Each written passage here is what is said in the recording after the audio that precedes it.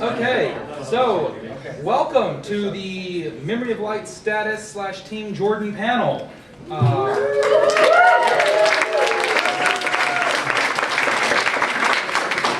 So since we're waiting on Brandon, we love him anyway. So, oh, he's in an interview right now. Okay, so I would have forgiven him regardless, but double forgiven now. Let's actually start off with a little bit of something else. We have a small presentation to make of appreciation to Harriet. Jenna, come on up. All right. On behalf of Dragon Mount and all of real-time fandom, this here is a wonderful, beautiful, handmade quilt that was turned around. Turn around.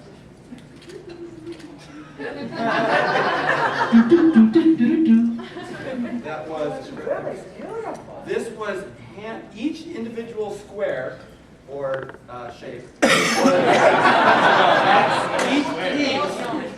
Each piece was made by a different individual from the Dragon Mount community. It was begun at the time.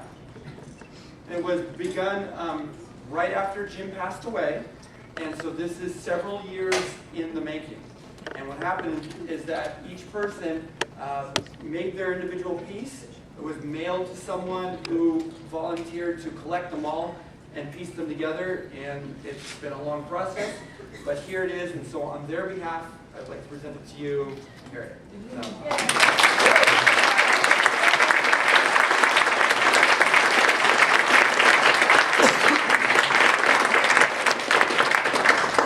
Really, very beautiful. Thank you. You're welcome. It's very coincidental, but that's the identical pattern of page lace. So do you mean that the ending of the final book is woven in there somehow? It's probably one of the key points. We have more photos of that. It is gorgeous. Thank you. You're welcome. Thank you. all. Thank you to all the members of Dragon Mount. You're welcome. I'll also go ahead and make a small administrative announcement here. Reminder that the costume contest pre-judging begins immediately after this panel in the Gardenia room. Yeah, it's the one that's right over there. Yeah. They can go off to the back corner. If you wish to be judged and in the contest, you must be in that room, like ASAP after this panel. I'll help her as best I can. If you are not a contestant, you are not allowed in there. This is just for contestants and the judges. Okay? Okay, so, judges. Yeah, that'd be better. Yeah. Judges have to be at the pre-judging? Okay, Is it fair to prejudge? well, It's obligatory, apparently. yeah, apparently, I never thought we were supposed to judge in general, but. So, I'm going to start here with, I was going to ask a status question, but I'll wait for Brandon to get here on that, the big one. So, one thing, we've actually heard Brandon's impressions of what he thought of the ending when he first saw it and read it and heard it. So, but I can't say I've ever really heard, anything beyond wow from you three. So, when Robert Jordan was giving you the ending in those last months, what were you thinking about, just how he had brought it together, and how the twists were, general feelings, yours? Wow. I love this woman. I was speechless. But I don't have many feelings. So.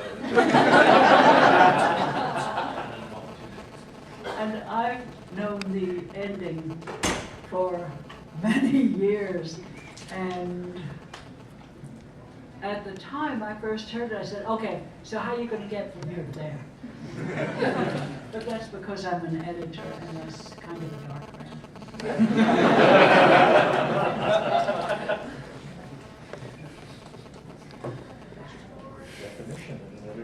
I guess so. We found it. We found it.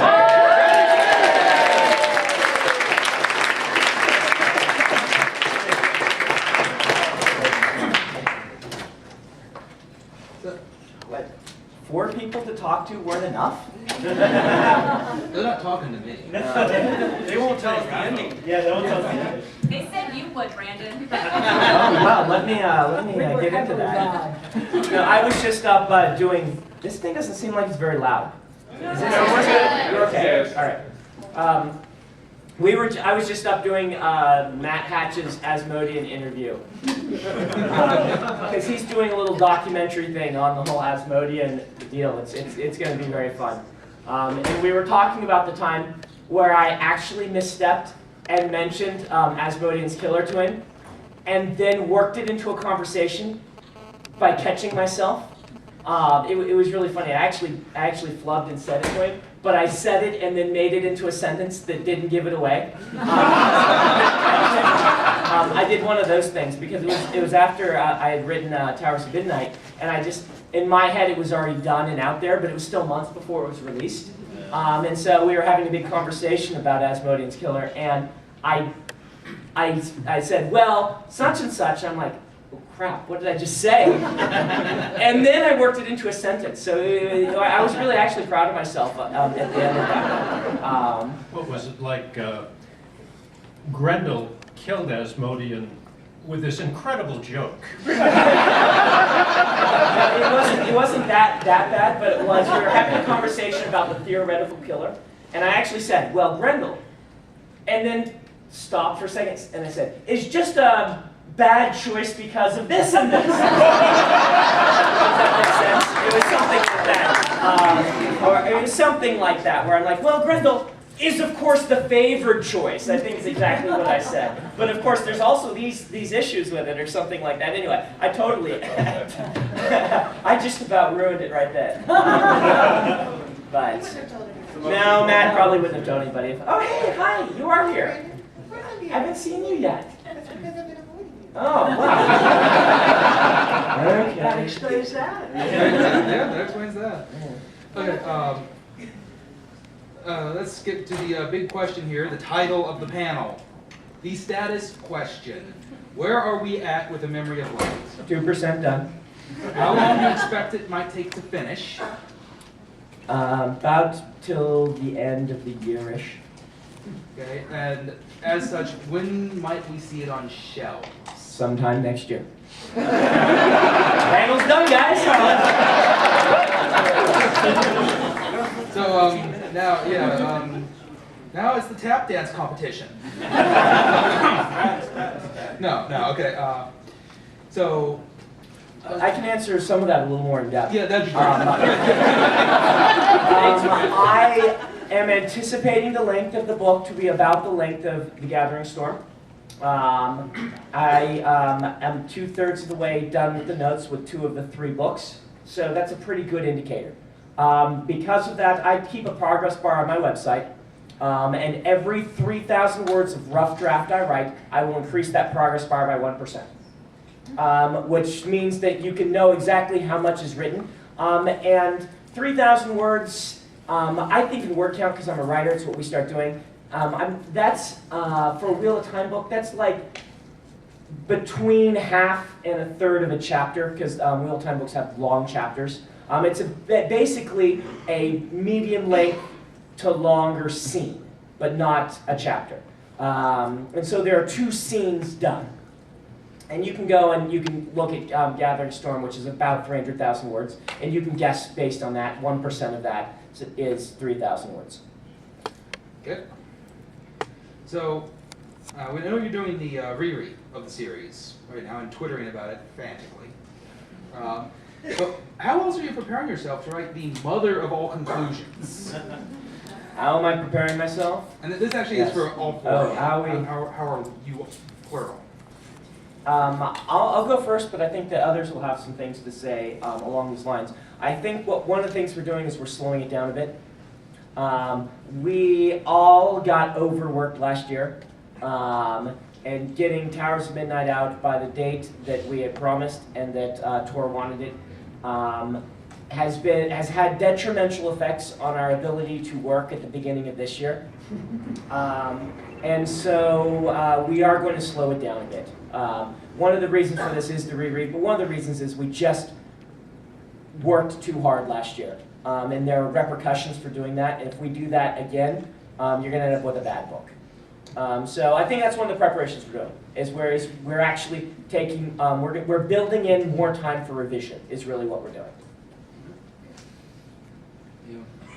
I second that. Brandon is one of the world's fastest writers, but I am not one of the world's fastest editors. And I simply, last year was what Jim and I, well, what I learned to do for Robert Jordan was curbside edits, kind of drive-by edits. But after a while, that has a big cost, and there was no way, looking at the last book, that I could do my part of the work again as fast as I did last year. Alan, you have anything? Preparation.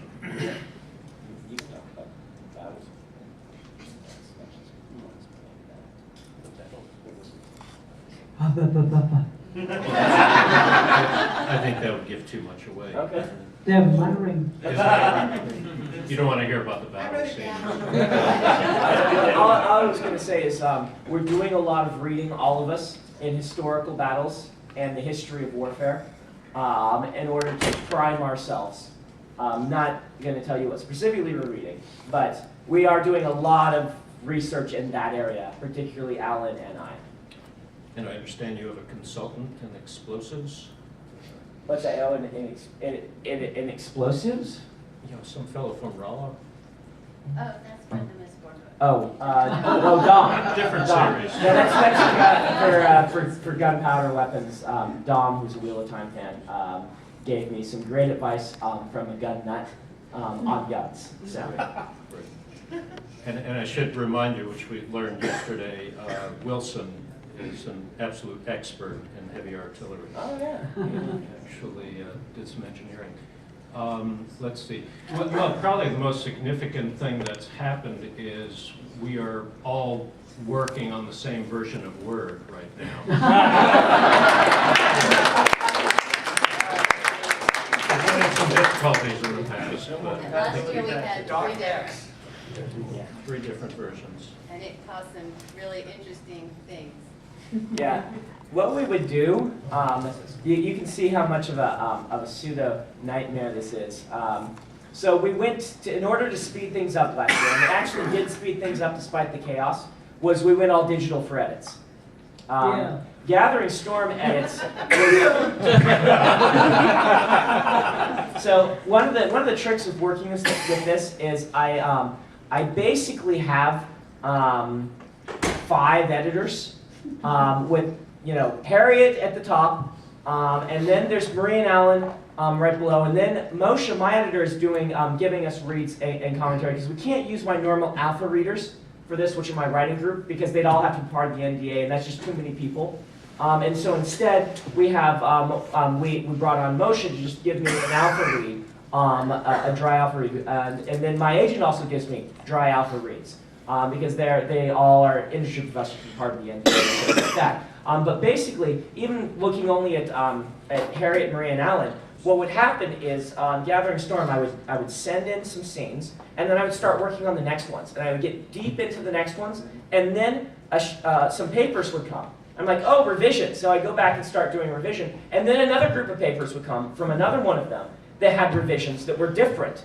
And then another group of papers would come that were a third group of revisions, and in some cases they've all caught the same typo, but then I have to end up searching for it 3 times because I can't remember if I've changed that typo or not, and then I can't find it. I'm like, oh, I guess that's one I caught, but really sometimes I didn't catch it, I'm just on the wrong page or something. Anyway, I have 3 sets of paper, all from different people making different revisions, and sometimes they disagree with one another on what should be changed, and they're not seeing each other's revisions. And meanwhile, I'm on tour trying to fly around and carry all of these. You should have seen me in the airplane one of these days where revisions were needed like the next day, and I'm flying in a 6-hour flight in coach. And I'm cuddled like this between 2 people in the middle seat with like 600 pages around me, trying to find all 3 pages that are editing the same section, and realizing that one's in my suitcase. And this was absolutely a nightmare to do. And so this time I'm like, let's go all digital. I'll have them all on my computer. It'll be so much easier. But Harriet had never done digital revisions before. None of you had, I don't think. And so the idea was they would all, we would have one person do a revision, and then they would hand the file off, and that person could go through and do a revision and add their comments to that person, and then the next person would be able to do it. And that would have been wonderful in a perfect world. Unfortunately, we didn't have time for that because we were so crunched for time. And so what would happen is they would all be working on their own machine because they all needed to be reading at the same time. They couldn't wait for the other person. And so then they would all send me documents digitally, which is easier to work with than trying to dig out all 50 pages of each. But at the same time, then I have 4 documents, my document and 3 documents with revisions in it from different versions of Word or WordPerfect or OpenOffice or whatever it is. And I basically would just send them all to Peter and say, Peter, meld these somehow. Peter was a real hero. Yeah, Peter was the unsung hero on that one because he really went through. He would work for hours and then send me a document back. But this would introduce lots of typos and errors because the different revisions were different programs and would not stack up. And so we ended up with many more, you may have noticed, many more typos in Towers of Midnight. And it's due directly to this process where one person would change something, another person would change it slightly differently, and the computer program would get confused. And what you would end up with like a word with like an extra letter on it or something like this. And we caught most of them, but it added a lot of extra editing errors for this. And I don't think we didn't cut corners on the really important stuff in Towers of Midnight. But when the push came to shove, getting the extra proofreads, there wasn't time for, which is why there are more errors in Towers of Midnight. Is because we took the time we needed for revision, but we didn't then have any time the time for proofreads. I mean, Peter, you proofread. Did you even get the whole book done? You were up to like 6 a.m. several nights proofreading. Yeah, after I told you I was done, I realized that I had skipped 3 chapters. Yeah. So anyway. If you didn't hear him, Peter said after he told Brandon he was done, Peter realized that he had skipped 3 chapters. Peter, why don't you stand up and just wave so everyone can see you? Peter deserves kudos.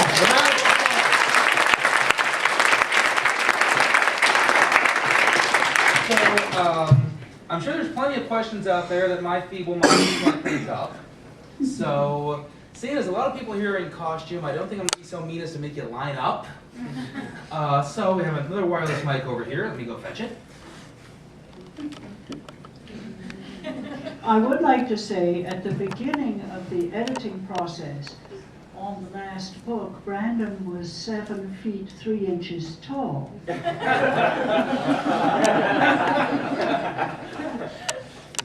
Okay, so I can see you all. So who has a question?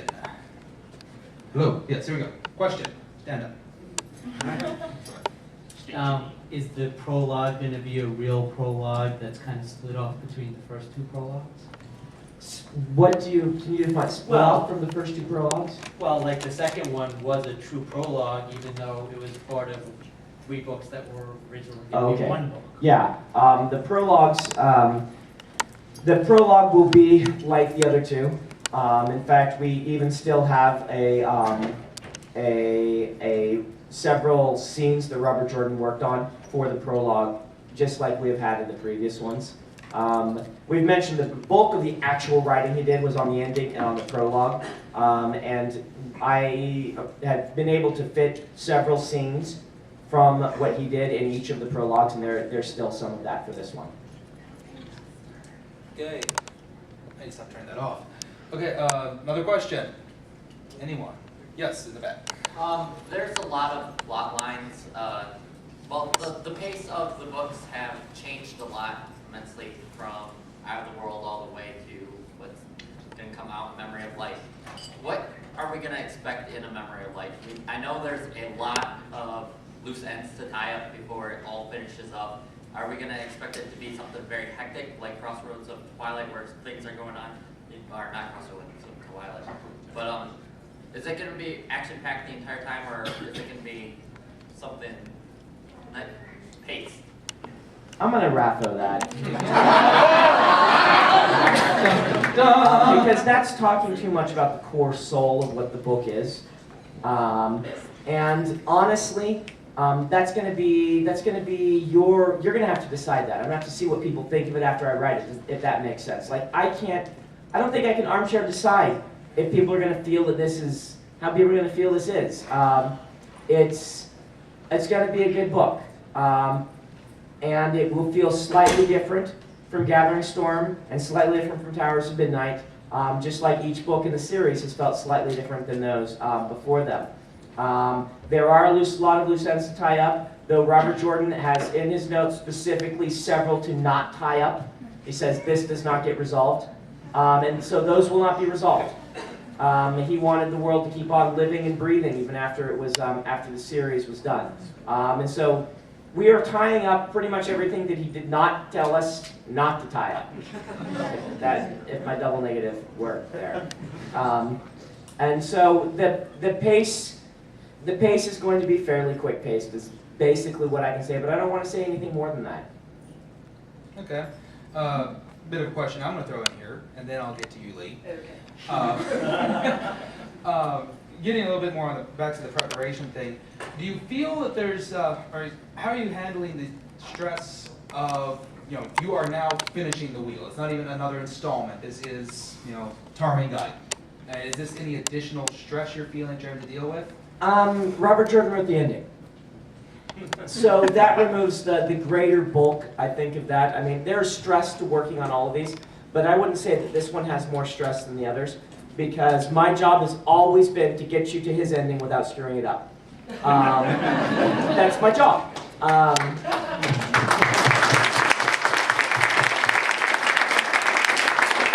And you're doing it beautifully. But in my mind, these basically still all are really one book still. And so, and when I write a book, I divide it up into sections in my head anyway. And so, what am right now, I'm not even writing that. Right now, I'm writing, I'm writing the prologue, and that section will get done, and then I'll write the next section, and the next section, and then I'll get to the one that Robert Jordan did himself, and I can put that in, and that's the ending. If I didn't have that, this would be 20 times more stressful. I don't know if it would be possible as a project if we didn't have that. That's good to hear. Alan, Maria, do you have anything of stressors or anything that you're noticing unique to dealing with the end right now? Well, after all the typos and stuff in Towers, I'm really feeling compelled to do my darndest to have the next one be lots cleaner. Though we will say we can mention that there were a large number of beta readers from the Wheel of Time community that we can now make share our blame because they missed them all too. Oh, and I found one that we had it absolutely perfect going into Tor, but somehow a word just vanished into the ether. And So, it happens. Oh, typesetting. Okay, Lee, so you don't kill me. Just my kind of question is, what do you think you're going to feel like once it is actually done and out? And I mean, is it just going to be relief, or are you going to think you're going to be kind of sad, or like what? How do you think this is going to collapse in a puddle on the floor? All of the above. Oh yes, the question was how are we going to feel when this is all done? You think it's going to be a letdown? Is it going to be a letdown? Is it going to be a relief? Are you going to collapse down to a puddle on the floor? And I said all of the above. It's going to be a major relief. There will be a sadness to it. There will be definitely a sadness. Though, having read the ending already, that sadness began for me in 2007. Because the series is already finished for me. The work isn't done, but the series is finished. And so that melancholy, it won't come to a crux until that book is finally out. But I think the others might they've been working on this much longer than I have, so they may have something different to say. Yeah, it's been a long ride. It's going to be wonderful to have it finished. It's going to be sad that it will be finished. It won't be totally finished for Harriet, Maria, and myself because we'll be producing the encyclopedia which will come out approximately a year after this book hits the bookshelves. Yeah, I mean, you know, this is the longest I've ever held a job. And you know, it hasn't felt like a job. I always say that it's my life is primarily fantasy. If you include very vivid dreams, the food I eat, what I do after dinner, there's very little reality left in my world. So I'm curious to see how that's going to change when this is all over. But yeah, it's been a great ride. It's been a very good ride, and it'll be good to have it finished in some ways, and it will be sad. It's, you know, I've been doing this 15 years now, and it's going to be different. But I am looking forward to being able to actually really talk about the real life without having to think really hard about every word I say. You retire the RAFO cap? No, it will be retired, but not yet. You'll still have to think, you know, those things that aren't supposed to be revealed. Yeah, there'll be the things that aren't supposed to be revealed, and those will have to be kept close to your heart. That's not cool. No, I can't write that, but it'll be okay. Just no comment. I've been practicing that one. We have a question from the audience. Oh, let's talk about no RAFO. Can you describe at this point, I hope this doesn't jump too much into spoiler territory, can you describe how you're approaching the tone of this book? I know the Gathering Storm, from the first page of the Gathering Storm, I thought, wow, this is grim. This book, and as it goes and it goes, and as Rand goes and goes, this book goes to a dark place. And then in Towers, you know, from almost the first chapter, you're like, oh wow, this is a very different experience we've got now with Rand coming back down. But even the whole book just felt different. Can you describe at a top level how the tone of this next book is going to feel? Is it going to be grim? Is it going to be one of happy victory, or?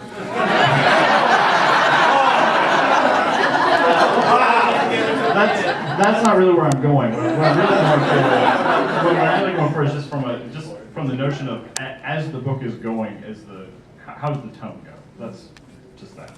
This is much like the other question I wasn't sure I wanted to get into, just because it's too early to be talking about that. And so I really think I'll just leave this one alone. It's a good question to ask and be thinking of, and I do these things consciously, but I don't think it's time to talk about it yet. Okay, another question? It may be a little early to ask about the encyclopedia, but at last year's JordanCon in closing panels, y'all talked about it. Y'all gathered audience participation.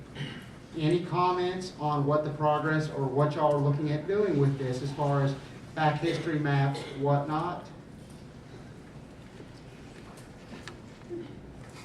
I thought we explained that all last year. There's new people listening. Oh, there are more people here. Yeah, I mean, you know, we're progressing on it. We've decided on a format. Decided on a lot of the things it's going to contain. It will be alphabetical. It will be very accessible. It will have a lot of things in it that you won't find anywhere else, including some of Jim's notes or selections from his notes. Because there's a lot that, not a lot, but there'll be some that is not possible to tell in the books, and Jim never intended to be in the books. But for his own knowledge of the characters and situations, he felt important to put down in writing. It could be a very large volume. I think it will be. By its nature, actually, Alan, you said it would be out a year after the last book. We have a year after the last book is finished to finish the encyclopedia for obvious reasons. You can't have an encyclopedia of the series without including all the stuff that should be in there from the final book.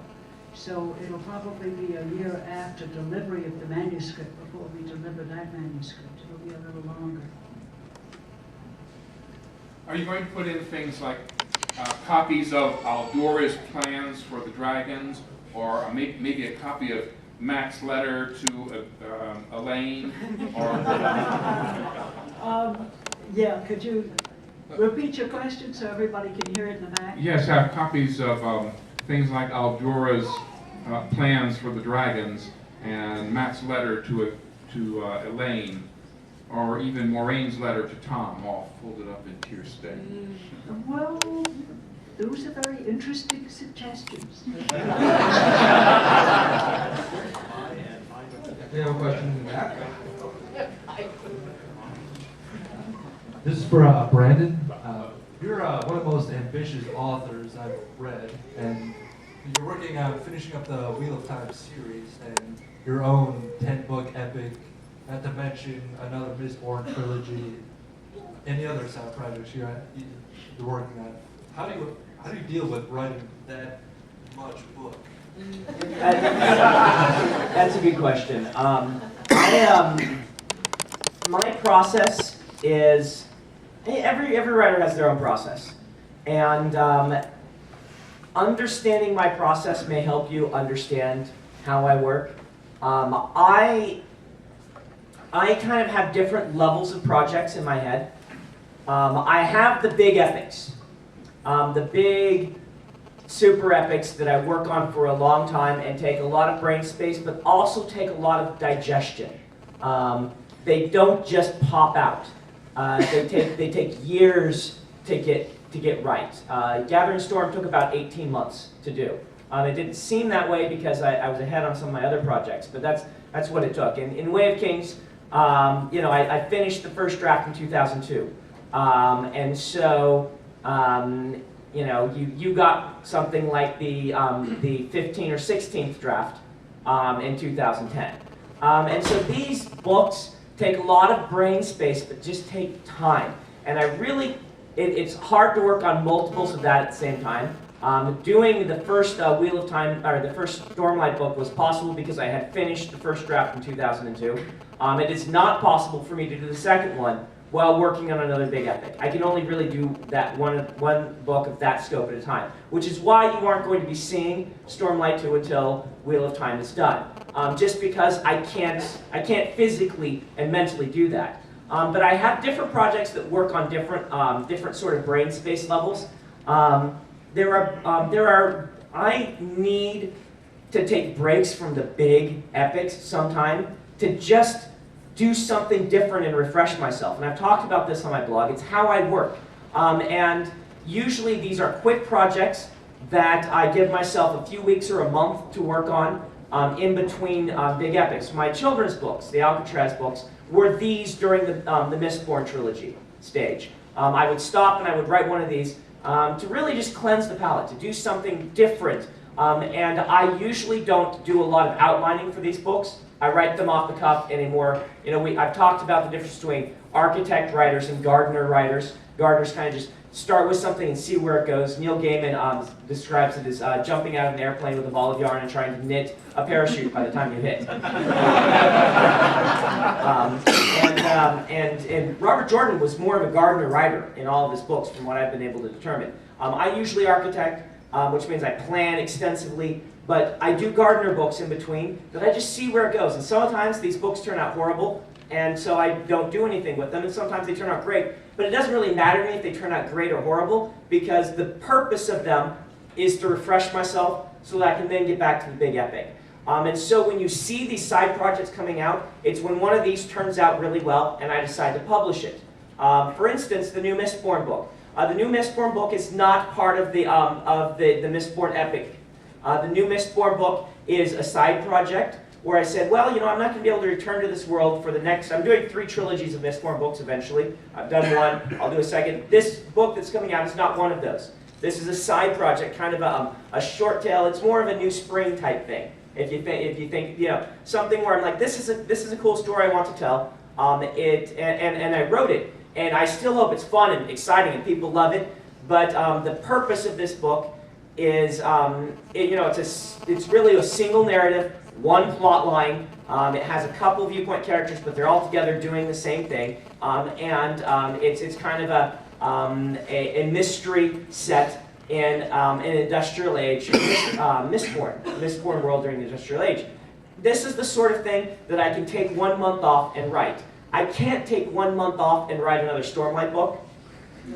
And I can't take one, and so what you're looking at, you're like, how do I balance all these things? Well, what you're seeing is you're seeing my vacation time. When I take a vacation for a few months, I work on something completely different to change, just to shake it up. And sometimes those turn out well and those get published. And so it looks like I'm producing differently than I am. All these books are my babies. I love them. I hope that you all like them. But some are the big epics, and some are the side projects. And there's 4 books a side project. Okay. Emma? Yeah, I actually have a question about the cover of Memory Flies. I vaguely remember, if I'm totally wrong, that the OK Suite already started on it, or am I totally wrong? The Dauro Suite. The question is the cover art for The Memory of Light been started? Yes.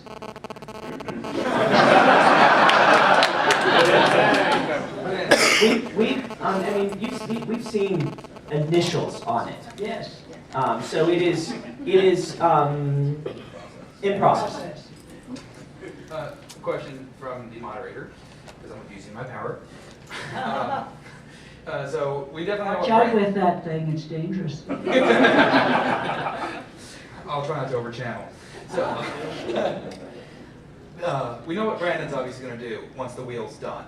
How about the rest of you? Do you have any plans or ideas for what's going to happen once the encyclopedia is finished? Well, I'm working on comics, and we're just very early still in Eye of the World. So if that goes on and on, I guess I will actually still be doing Wheel of Time, just different medium. Okay. I've been looking into greeting at Walmart.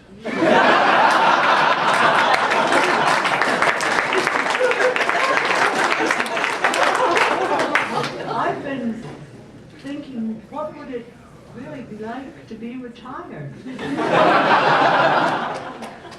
Maybe I'll join you at Walmart. They call it a social network. Note to yourself, start shopping at the Charleston Walmart. Any other questions in the audience? Yes. Okay, this is back to Memory of Light. Alright. This is one of those theory questions. Are Morden and Rand ever going to team up? You know, because since they're kind of the same person, you know, and they're kind of bonding with their crazy Bellfire. Would you believe a late night talk show?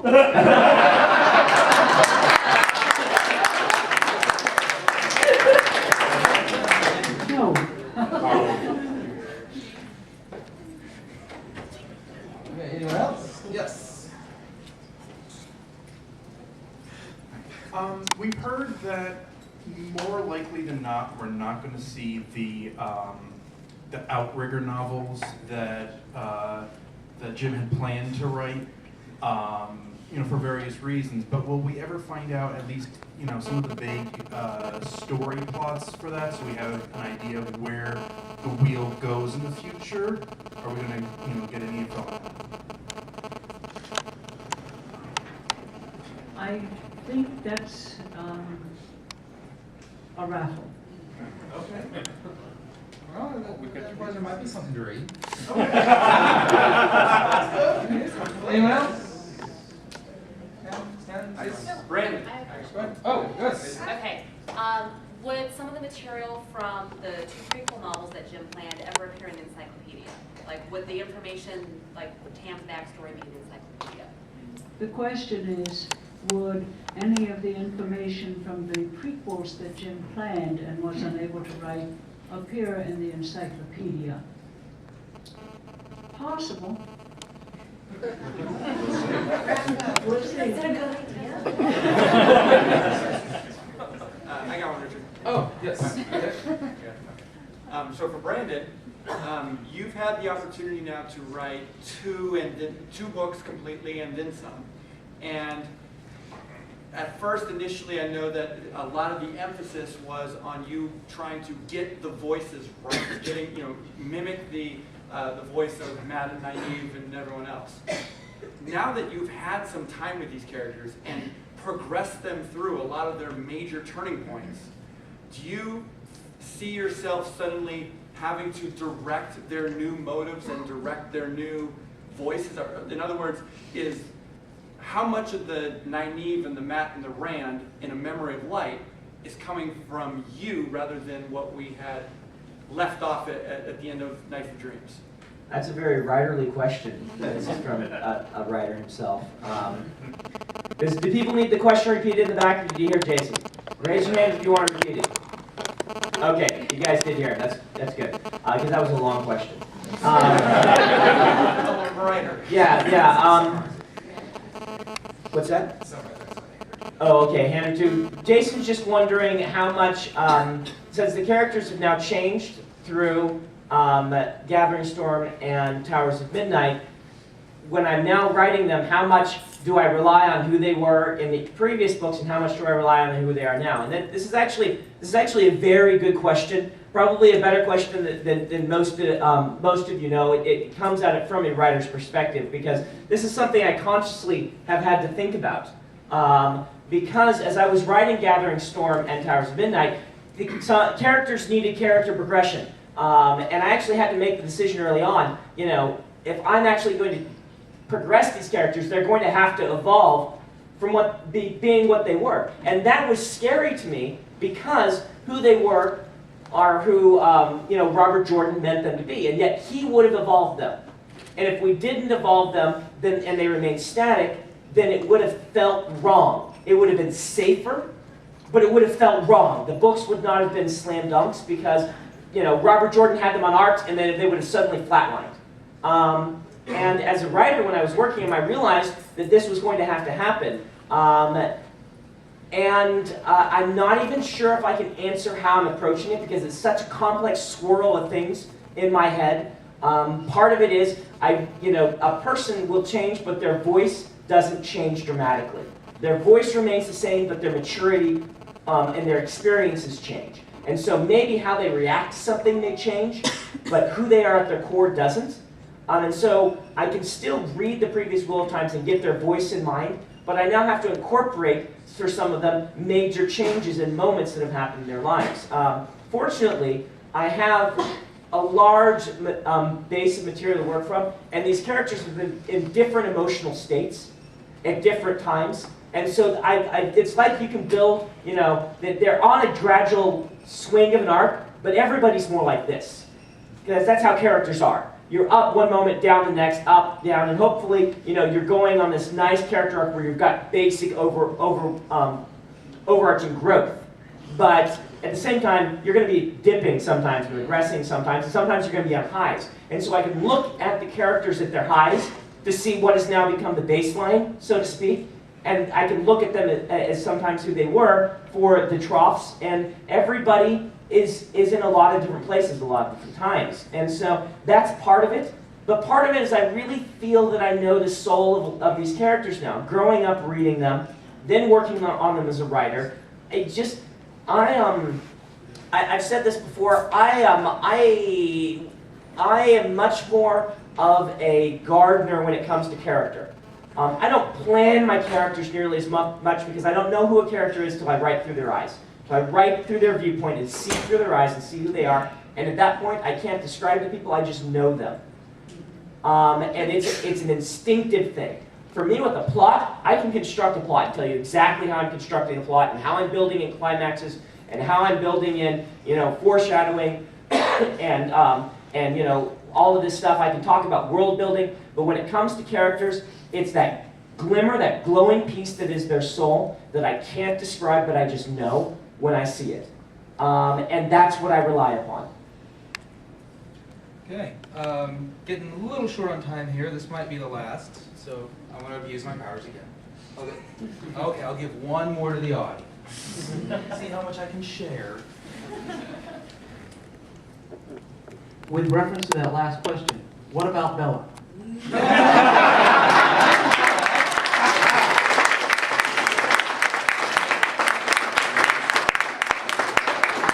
I think I've got a pretty good handle on the dark one, don't you think? Pretty good. So, general question all of you can chime in on, but probably most impactful to Brandon here. As you know, to heart my own things, the wheel changes lives. I think a lot of us have had our lives changed. How has writing it changed yours? Well, I can give you a show versus a tell. If you read Warbreaker and then Way of Kings, you can see directly the impact it's had on me as a writer, and that's more of something that you as reader response and critics can pick out probably better than I can.